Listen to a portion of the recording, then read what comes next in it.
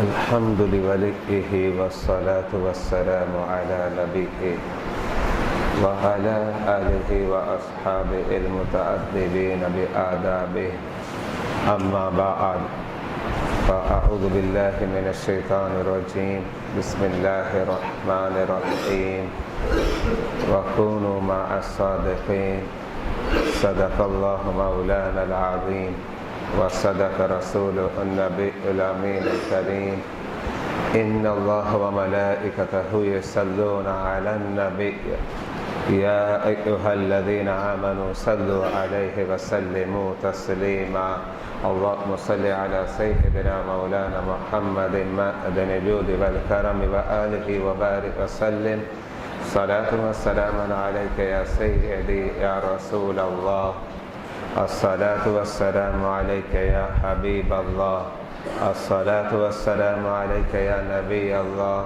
الصلاة والسلام عليك يا خاتم النبيين مولاي صل وسلم دائما أبدا على حبيبك خير الخلق كلهم رب اشرح لي صدري ويسر لي أمري واحلل عقدة من لساني يفقهوا قولي حسبنا الله نعم الوكيل نعم المولى ونعم النصير.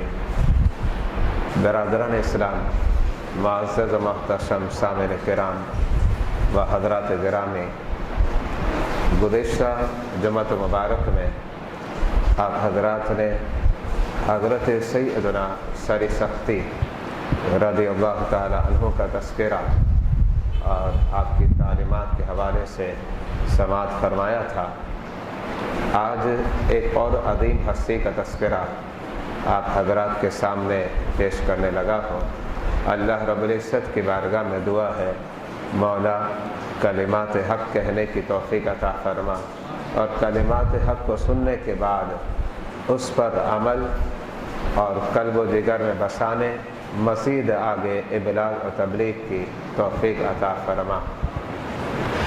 اللہ رب العزت نے قرآن عظیم و فرقان حمید میں ارشاد فرمایا وَكُونُوا مَعَ الصَّادِقِينَ، سچوں اور نیکوں کے ساتھ ہو جاؤ.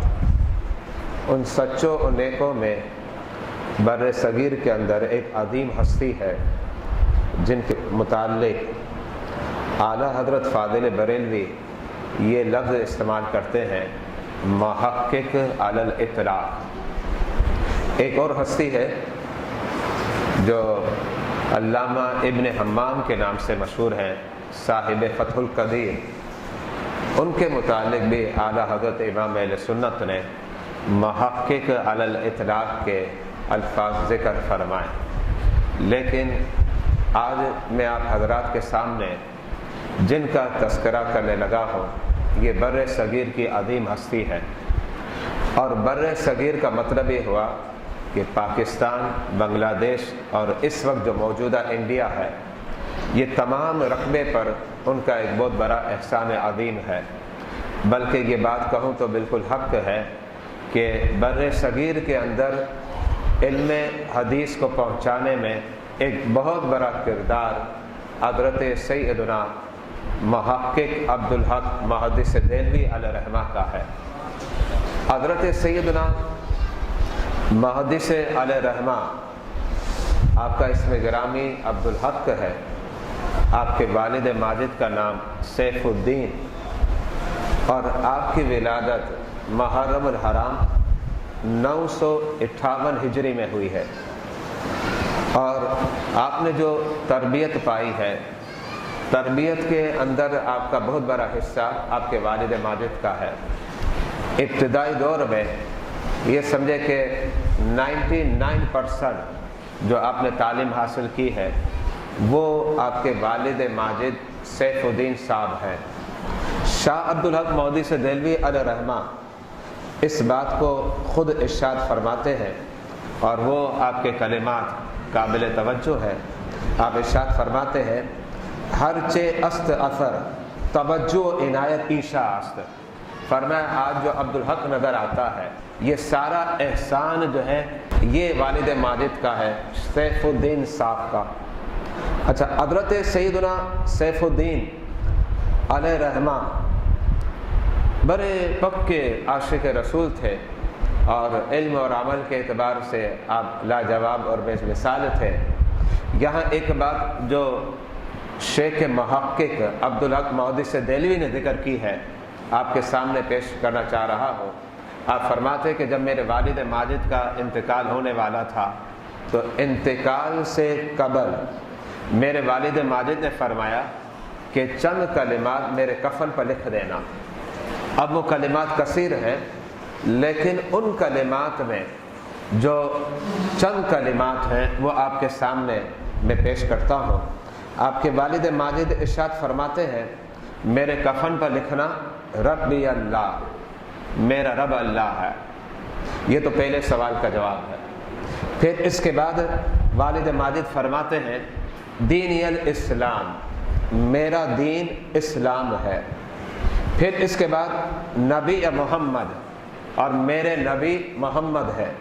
یہ تین باتیں تو وہ ہیں جو فرشتہ قبر میں آپ سے سوال کرے گا تو مردہ اس کا جواب دے گا، لیکن اس کے علاوہ ایک اور سوال ہے، اور وہ سوال تو نہیں ہے، سوال نہیں ہے، لیکن بہرحال آپ نے فرمایا کہ میرے کفن پر لکھ دینا، اور وہ بات جو انہوں نے پیش کی ہے وہ بات عقیدت اور محبت پر مبنی ہے، اور وہ فرماتے ہیں ساتھ میں لکھ دینا وشیخ عبد القادر جیلانی۔ یہ قابل توجہ بات ہے۔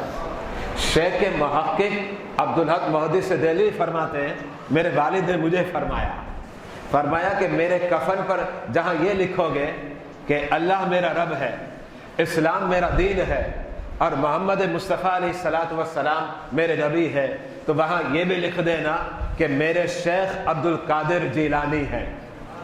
اب یہ وہ افکار ہیں اور وہ نظریات ہیں جو آج الحمدللہ اہل سنت و جماعت کے اندر پائے جاتے ہیں۔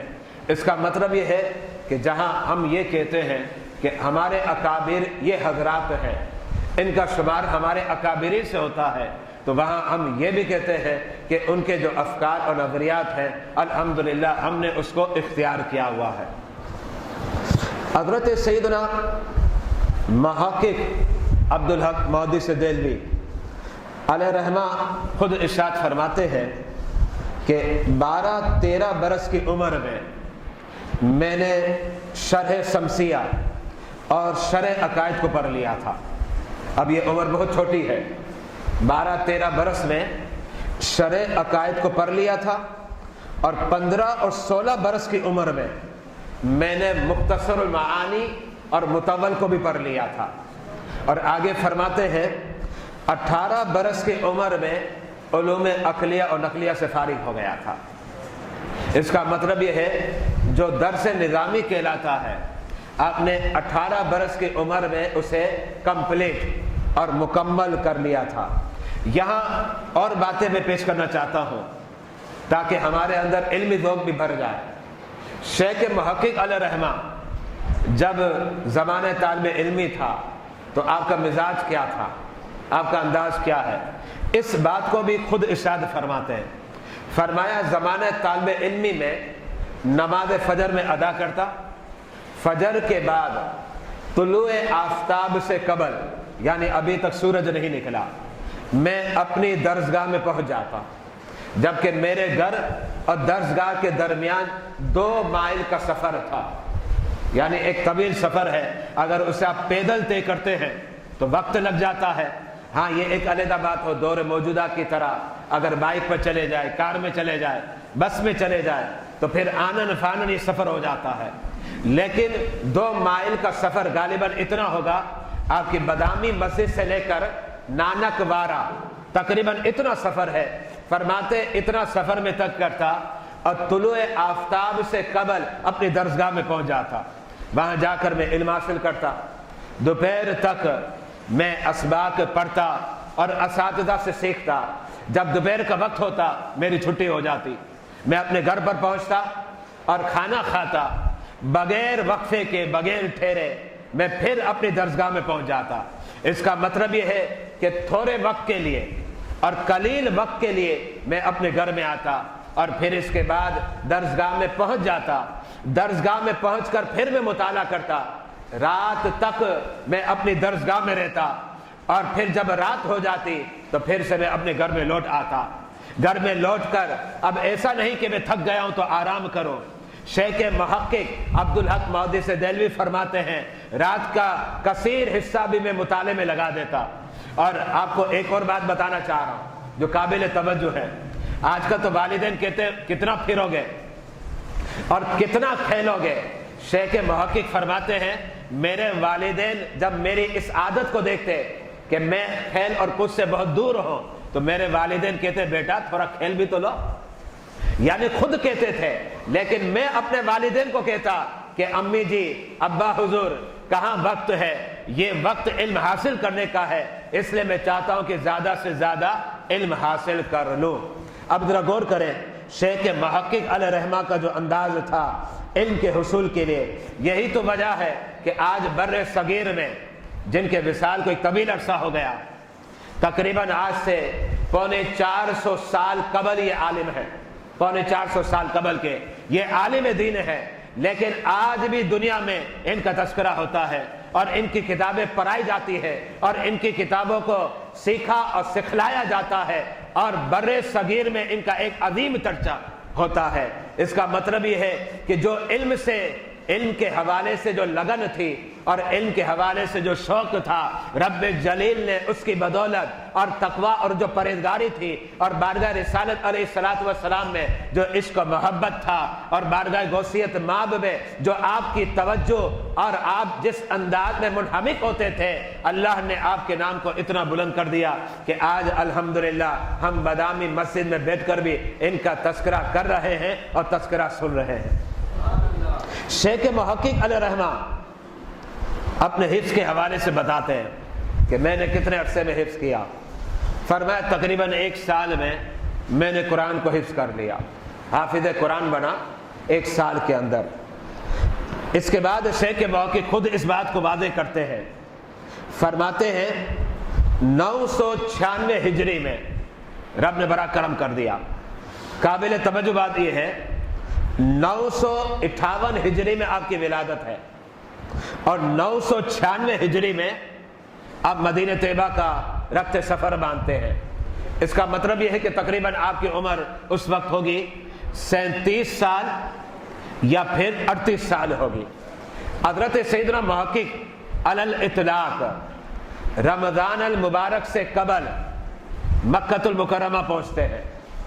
اب یہ رمضان نہیں آیا تھا اور آپ کا ارادہ تھا کہ میں حج بھی کروں گا اور کثیر عمرے ادا کروں گا، اور یہ بھی ارادہ تھا کہ مکہ المکرمہ کے جو شیوخ ہیں ان سے قرآن اور حدیث کا مزید علم حاصل کروں گا، مدینہ طیبہ کے جو شیوخ ہیں ان سے مزید جو ہے قرآن اور حدیث کا علم حاصل کروں گا۔ تو سب سے پہلے آپ 996 میں مکہ المکرمہ پہنچے، رمضان کا پورا مہینہ گزار دیا۔ رمضان کے مہینے کو گزارنے کے بعد اب حج کے ایام جب آئے وہ ایام بھی آپ نے گزار دیے، اور یہ سارا وقت آپ شیوخ کی صحبت میں رہتے، وہاں جو اکابر علماء تھے ان کے سامنے زانو تلمذ کو طے کرتے۔ اس طریقے سے اب حج کے جب ایام آ گئے تو آپ نے حج کر لیا۔ حج سے فراغت کے بعد بھی ایک طویل عرصہ اب مکہ المکرمہ میں رہے، اور پھر اس کے بعد اب مدینہ طیبہ کا رخت سفر باندھا۔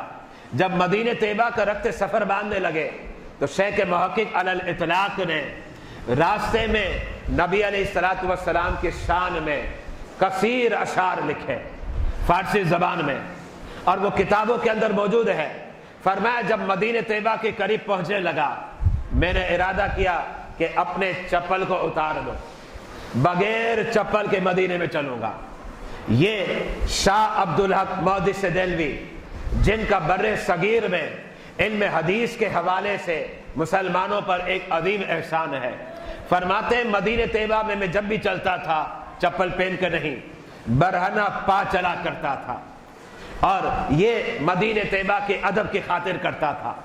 لیکن میں بعض لوگوں سے پوچھنا چاہتا ہوں جو نام نہاد قسم کے ہیں، میں ان سے یہ پوچھنا چاہتا ہوں کہ آپ یہ بتائیں، ایک طرف تو آپ یہ کہتے ہیں کہ عبدالحق محدث دہلوی ہمارے اکابرین سے ہے، ہم بھی کہتے ہیں، تم بھی کہتے ہو، لیکن جو ان کے افکار اور نظریات ہیں، وہ جو تعلیمات ہے، وہ کس کے اندر پائی جاتی ہے؟ وہ ہمارے اندر ہے، وہ تمہارے اندر نہیں پائی جاتی۔ اس لیے کہ جب ہم کوئی عمل کرتے ہیں تو فوراً تم مطالبہ کر دیتے ہو، لیکن جو مطالبہ تم ہم سے کرتے ہو، ہم پوچھنا چاہتے ہیں جن کو تم اپنے اکابرین سے شمار کرتے ہو، تم ان سے بھی تو مطالبہ کرو نا۔ وہ مدینہ طیبہ میں برہنہ پا چلتے تھے، چپل نہیں پہنا کرتے، اور فرمایا مدینہ طیبہ میں کثیر مدت گزار دی۔ یہ ٹوٹل جو دورانیہ تھا مکہ المکرمہ کا اور مدینہ طیبہ کا، یہ تقریباً تھا 3 برس کا۔ اب 3 برس رہے۔ آج کل جو حج کے لیے جاتے ہیں 40 دن، 45 دن، 48 دن، 50 دن گزارتے ہیں۔ عمرے کے لیے جاتے ہیں تو پھر کبھی 20 دن، 15 دن، کبھی 25 دن، کبھی مہینہ، کبھی 8 دن گزارتے ہیں۔ لیکن شیخ محقق عبدالحق محدث دہلوی مدینہ طیبہ اور مکہ المکرمہ پہنچے تو تقریباً 3 سال تک آپ وہاں رہے، اور اس دوران حج بھی کیا، کثیر عمرے بھی ادا کیے، اور بار بار جو ہے بارگاہ رسالت علیہ الصلوۃ والسلام میں ادب کے ساتھ حاضری بھی دیتے رہے۔ 3 سال میں شیوخ سے علوم بھی حاصل کیے، اور ایک مرتبہ نہیں، آپ خود فرماتے ہیں کثیر مرتبہ میں نے نبی علیہ الصلوۃ والسلام کا دیدار کیا، کثیر مرتبہ۔ آپ نے اپنی کتابوں میں لکھا ہے سر، اور ایسی بات نہیں ہے کہ صرف کسی عالم نے لکھا ہو، بلکہ جب حوالہ نوٹ کیا جاتا ہے تو اسی انداز میں کیا جاتا ہے کہ شیخ محقق علی الاطلاق عبدالحق محدث دہلوی علیہ رحمہ خود فرماتے ہیں کہ کثیر مرتبہ میں نے نبی علیہ الصلوۃ والسلام کا دیدار کیا۔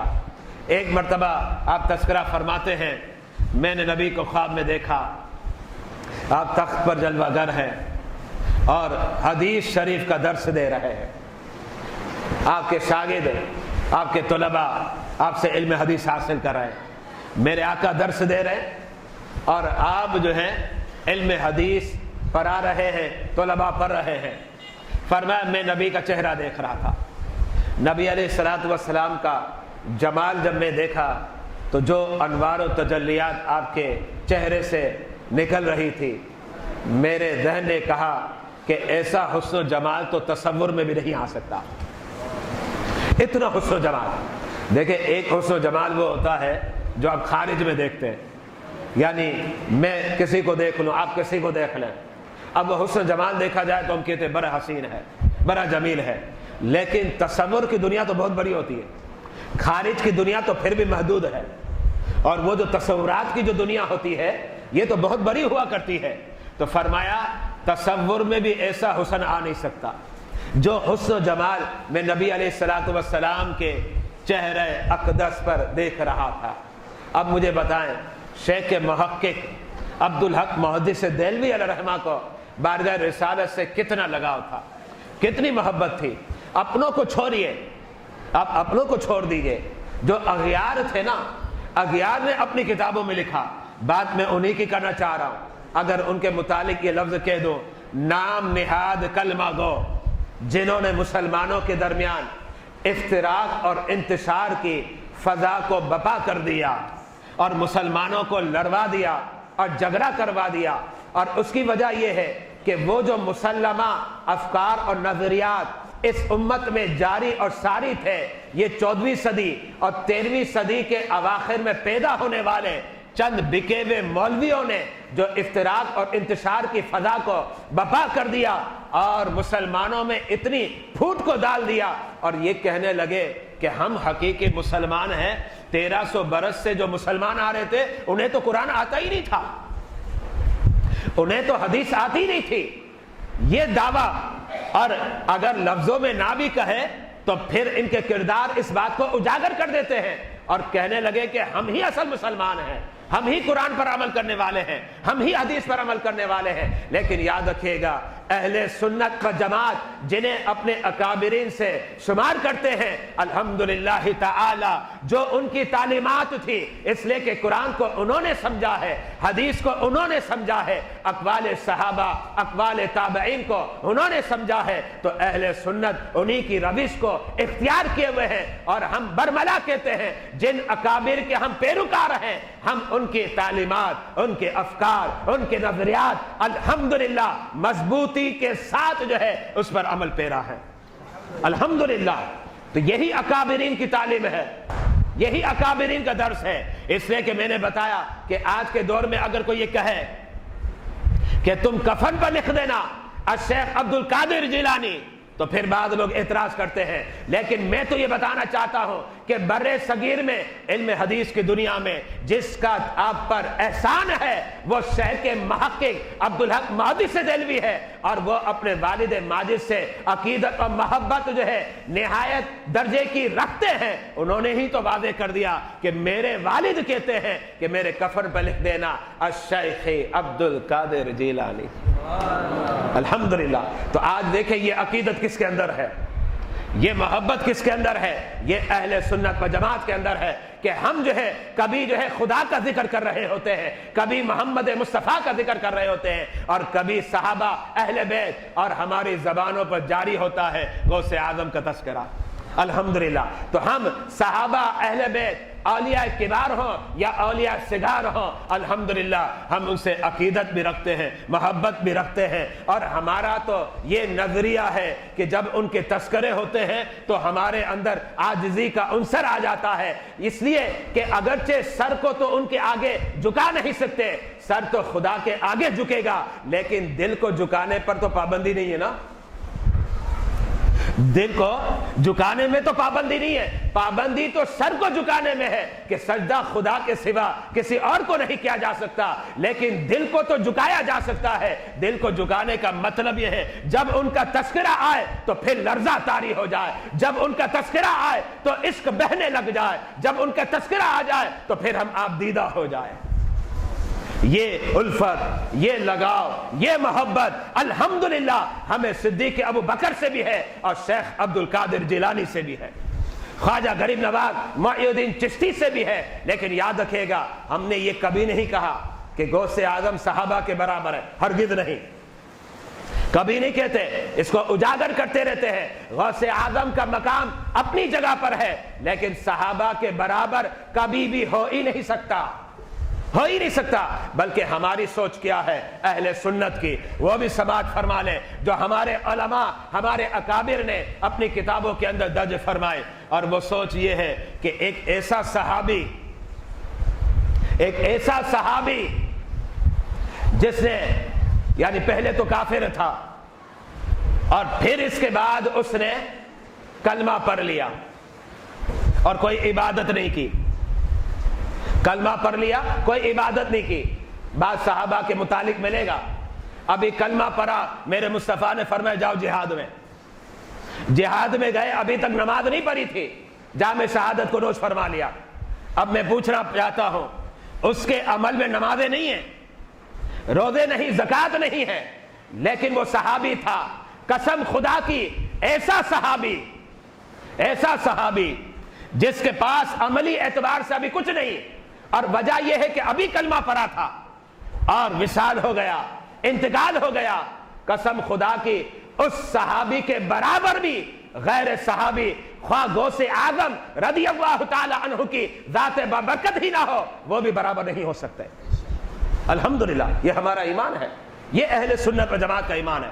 لیکن جب عقیدت و محبتوں کی بات آتی ہے تو صدیق ابو بکر کا تذکرہ بھی کرتے ہیں، اور جب عقیدت و محبت کی بات آ جاتی ہے تو غوث اعظم کا تذکرہ بھی کرتے ہیں۔ شیخ محقق عبدالحق محدث دہلوی، آپ اپنے متعلق کئی باتیں اپنی کتابوں میں لکھتے رہے، کثیر باتیں آپ کو ملے گی اخبار الاخیار میں، اور ایک اور کتاب ہے زاد المتقین، اس میں انہوں نے اپنے متعلق بہت سی باتیں لکھی ہے۔ لیکن جب ایک مرتبہ انہوں نے جو لکھا ہے وہ مجھے بڑا اور خوبصورت لگا، ہے تو سارے کلمات خوبصورت، لیکن وہ کلمات میں آپ کے سامنے پیش کرتا ہوں۔ آپ نے اپنا بڑے مختصر انداز میں مکمل تعارف پیش کر دیا ہے. اب وہ انداز سنیے. فرماتے ہیں عبدالحق بن سیف الدین. عبدالحق تو آپ کا نام, سیف الدین آپ کے والد کا نام. اب لکھتے عبدالحق بن سیف الدین الدہلوی وطنن, یعنی وطن کے اعتبار سے میں دہلوی ہوں. آپ دہلی کے رہنے والے تھے, آپ کی پیدائش بھی دہلی میں ہوئی ہے, تو آپ کیا فرماتے ہیں؟ الدہلوی وطنن, دہلوی وطن کے اعتبار سے ہو. البخاری اصلاً, لیکن آباء و اجداد کے اعتبار سے میں بخارا کا رہنے والا ہوں. دیکھیں مختصر لفظ ہے, البخاری اصلاً. پھر آگے لکھتے ہیں الترکی نسباً, جب میرا نسب دیکھو گے تو میں ترکی نسل ہوں, میری نسل ترکی ہے. مطلب کیا ہے؟ موجودہ میرا وطن دہلی ہے اور اصل جو ہوں بخارا کا ہوں, اور نسب دیکھو تو ترکی کا ہے. اور آگے فرمایا الحنفی مذہباً, مذہب کے اعتبار سے, مسلک کے اعتبار سے میں حنفی ہوں. پھر آگے کیا لکھتے ہیں؟ کہتے ہیں الصوفی مشرباً, میں مشرب کے اعتبار سے صوفی ہوں, یعنی مجھے صوفیوں میں شمار کرو, میرا شمار صوفیوں میں ہوتا ہے. اور پھر آگے کیا لکھا؟ قادریوں کو خوشخبری دے رہے, فرماتے القادری طریقتاً, طریقت کے اعتبار سے میں قادری ہوں. انہوں نے بڑے مختصر لفظوں میں سب کچھ بیان کر دیا. رہنے والا دہلی کا ہو, آباء و اجداد بخارا کے ہیں, نسب ترکی کا ہے, مذہب حنفی ہے اور مشرب صوفی ہے, اور طریقت میں قادری ہوں. یہ ہے شیخ محقق عبدالحق محدث دہلوی علیہ رحمہ. آپ نے مشکات شریف کی شرح لکھی ہے.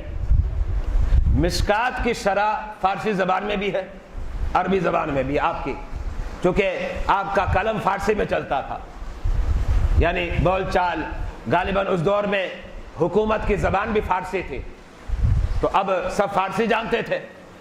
تو اس اعتبار سے آپ کی کثیر کتابیں, بلکہ سمجھے کہ اکثر کتابیں جو ہیں آپ کی فارسی زبان میں ہیں. تو آپ فارسی میں کتابیں لکھا کرتے تھے. مشکات شریف کی ایک شرح لکھی فارسی زبان میں, اشیت اللمعات, یہ الحمدللہ میرے پاس ہے, فارسی زبان میں شرح ہے, اور اس کا اردو ترجمہ بھی مارکیٹ میں دستیاب ہے.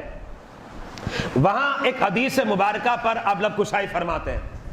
میں اس حدیث پر جو آپ نے لب کشائی فرمائی ہے آپ کے سامنے پیش کرنا چاہتا ہوں, تاکہ پتہ چلے کہ جنہیں ہم اپنے اکابرین سے گردانتے ہیں, واللہ باللہ ان کے وہی افکار اور نظریات ہیں جو آج اہل سنت و جماعت کے ہیں.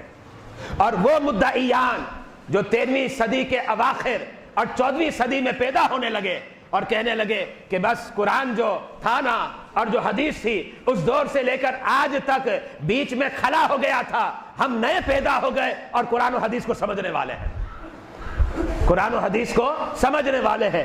تو اب وہ کیا لکھتے سنیے. مشکات شریف کی حدیث ہے, آپ فرماتے فَعَلِمْتُ مَا فِي السَّمَاوَاتِ وَالْأَرْضِ, یہ حدیث تو نبی کا ہے, فرمان ہے. میرے آقا علیہ الصلوۃ والسلام نے ارشاد فرمایا فَعَلِمْتُ مَا فِي السَّمَاوَاتِ وَالْأَرْضِ, جس کا مطلب یہ ہے پس میں نے جان لیا زمین میں جو کچھ ہے اور جو کچھ آسمانوں میں ہے. اب دیکھیں فی الارض, زمین کے اندر, فی الارض کا مطلب یہ ہوتا ہے جیسے کہتے ہیں فی الکیس, تھیلی کے اندر, تو زمین کے اندر جو ہے اللہ کے حبیب فرماتے میں نے وہ جان لیا. اچھا جو آسمانوں میں ہے وہ بھی میں نے جان لیا. یہ مشکات شریف کی حدیث ہے. اب جو نئی ایجادات کر رہے ہیں اور نئی جو پیداوار ہیں وہ اب اس حدیث میں پھر اپنے اعتبار سے معنی کو بدلنے کی کوشش کرتی ہے, اس لیے کہ اگر معنی کو وہ نہ بدلے تو پھر ان کا موقف ثابت نہیں ہوگا. اور ہم یہ کہتے ہیں جو نبی نے فرمایا ہمارا اس پر ایمان ہے, اور اہل سنت یہ کہتے ہیں ہمارا ایمان ہے. نبی نے جب فرما دیا کہ زمین کے اندر جو کچھ ہے میں نے اسے بھی جان لیا, اور جو کچھ آسمانوں میں ہے میں نے اسے بھی جان لیا, پتا چلا میرے آقا کو میرے رب نے اپنے فضل اور کرم سے پوشیدہ, جسے غیب کہتے ہیں, اس کا علم عطا فرمایا. الحمدللہ اب شیخ محقق کیا فرماتے ہو سنیے، تاکہ واضح ہو جائے کہ شیخ محقق کے افکار کیا تھے، نظریات کیا تھے. اور میں اس شخص کی بات کر رہا ہوں جو آج سے تقریباً 450 سال قبل کا عالم ہے، اتنا پرانا عالم، اور بر صغیر میں علم حدیث کا فیضان ان کے در سے ملا ہے. اور یہ بات میں خالی نہیں کہہ رہا، اغیار نے بھی اس بات کو لکھا کہ بر صغیر میں علم حدیث کا فیضان شیخ محقق عبدالحق محدث دہلوی کے صدقے ملا ہے. ایک ان کا نام آتا ہے، ایک شاہ عبد الرحیم کا نام آتا ہے، ایک شاہ ولی اللہ محدث دہلوی کا نام آتا ہے. یہ چیدہ نام تو ہے، 2-4 نام ہے.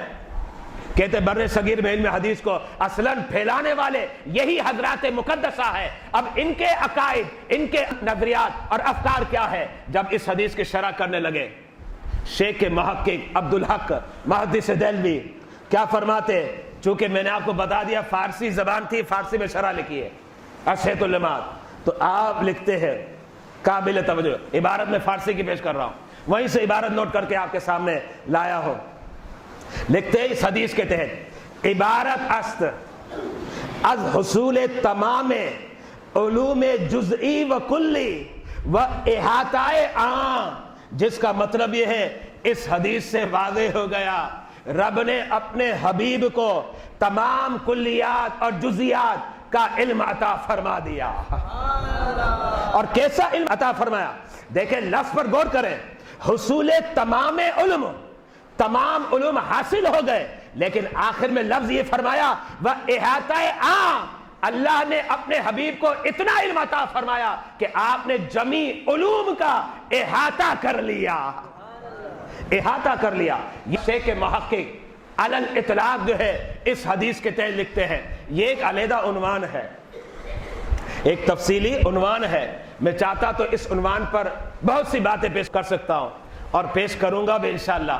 میرا ارادہ ہے کہ ایک جمعہ صرف یہی عنوان ہوگا ہمارا، ایک جمعہ، جس کے اندر میں اس بات کو واضح کروں گا کہ شیخ محقق علیہ رحمٰن نے فلاں فلاں کتاب کے اندر کن افکار اور نظریات کو اجاگر کیا ہے، اس بات کو واضح کروں گا.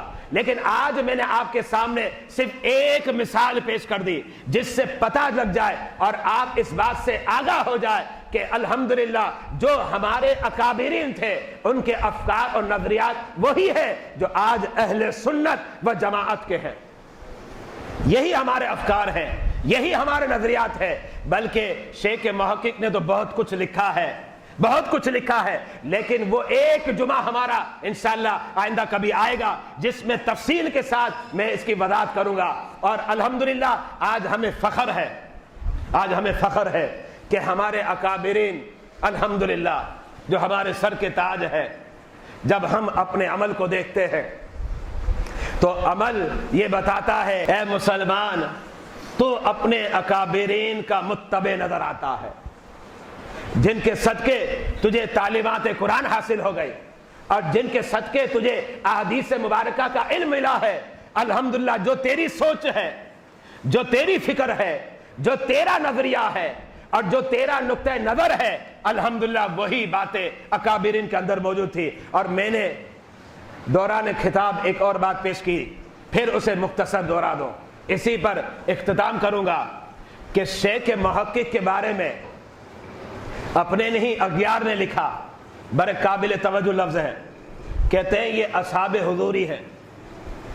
لفظ کتنا مختصر ہے، میں آپ کو لفظوں کی تہ تک لے جانا چاہ رہا ہوں تاکہ پتا چلے کہ لفظوں کے اندر کتنی باتیں مخفی اور پوشیدہ ہیں. یہ اغیار نے لکھا اپنی کتابوں کے اندر، میرے پاس حوالے موجود ہے، میں نے لگا کر رکھے ہیں. انہوں نے کہا شیخ محقق عبدالحق محدث دہلوی اصحاب حضوری ہے. اب اصحاب حضوری کہتے ہیں کس کو ہے؟ اصحاب حضوری اس کو کہتے ہیں جن کی افروج اور رسائی بارگاہ رسالت میں ہو. یہ شیخ محقق ہے. اس کا مطلب کیا ہوا کہ آپ کی رسائی، شیخ محقق کی رسائی یہ بارگاہ رسالت تک ہے، اور بارگاہ رسالت تک جن کی اپروچ اور رسائی ہوتی ہے ان کے افکار اور نظریات آپ نے سیکھ لیے اور سمجھ لیے. کچھ جو میں نے آپ کو بتایا. اللہ تعالیٰ کی بارگاہ میں دعا ہے، اے مالک، اے پروردگار، یہ جو ہمارے اکابرین ہیں، جن کے صدقے ہمیں اسلام ملا، جن کے صدقے ہمیں قرآن ملا، جن کے صدقے ہمیں احادیث مبارکہ کا ذخیرہ ملا، اور جن کے صدقے ہمیں فقہی مسائل سمجھنے کو ملے ہیں، اے مولا ہمیں ان اکابرین کے نقش قدم پر چلنے کی توفیق عطا فرما، اور ان کے کردار کی مولا نورانی نورانی نورانی روشنیاں ہمیں عطا فرما۔ وآخر دعوانا الحمدللہ رب العالمین۔